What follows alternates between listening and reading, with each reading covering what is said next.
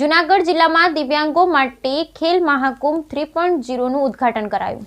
જિલ્લામાં દિવ્યાંગો માટે સ્પેશિયલ ખેલ મહાકુંભ 3.0 ઉદ્ઘાટન. સવિનય સાથે જણાવવાનું કે સ્પોર્ટ્સ ઓથોરિટી ઓફ ગુજરાત રાજ્ય તથા જિલ્લા રમત વિકાસ અધિકારી દ્વારા આયોજિત સ્પેશિયલ ખેલ મહાકુંભ 3.0 અંતર્ગત જૂનાગઢ ખાતે શારીરિક દિવ્યાંગ અને મનોદિવ્યાંગ માટે જિલ્લા કક્ષાની રમતોનું આયોજન અમારી સંસ્થા સાંપ્રત education and charitable trust Junagadh ખાતે કરવામાં આવેલ.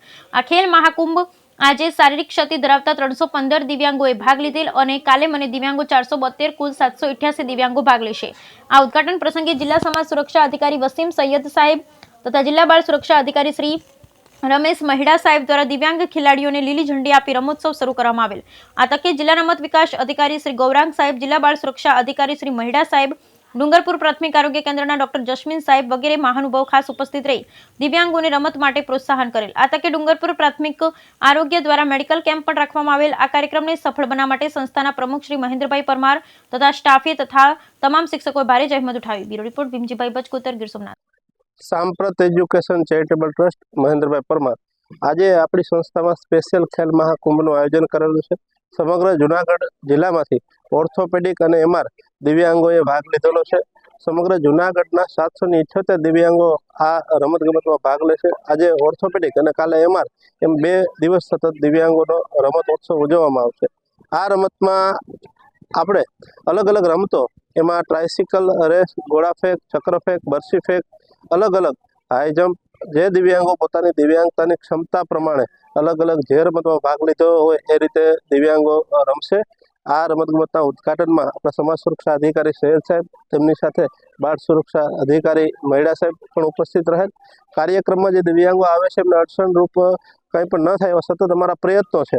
તેમજ આ સંસ્થામાં દર વખતે અલગ અલગ રીતે રમતો જે રીતે ઉજવાય છે એવી રીતે આજે અલગ અલગ રમતો લઈ અને જે પ્રથમ નંબર આવશે એમને રાજ્ય લેવલે ભાગ લેવા લઈ જવામાં આવશે. આવી રીતે દિવ્યાંગોને અલગ અલગ રમતોમાં પોતાની જે ક્ષમતા છે એ પ્રમાણે કૌતુક બતાવી અને આગળ જઈ અને પોતાના રમતમાં ક્ષેત્રમાં પણ આગળ વધે એવી શુભેચ્છા સાથે આજે આ રમતગમત ઉત્સવ ઉજવવામાં આવેલ છે. કેટલા સમયથી જે ગુજરાત સરકારે સ્પેશિયલ ખેલ મહાકુંભની શરૂઆત કરેલી 2016થી, આવી જ રીતે દર વર્ષે આપણા આ મેદાનમાં દિવ્યાંગો, સમગ્ર જૂનાગઢ જિલ્લાના દિવ્યાંગોનો એ ખેલ મહાકુંભ ઉજવવામાં આવે છે.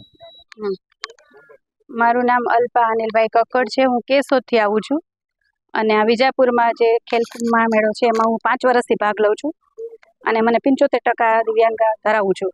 ગયા વર્ષે ભાગ લીધો તો? ગયા વર્ષે હું આવી નહોતી શકી. આ વર્ષે શેમાં આપને ભાગ લીધો? મેં ગોળા ફેંકમાં અને ભાલા ફેંકમાં ભાગ લીધેલો છે. કેવું લાગશે? કેવું લાગે તો છે.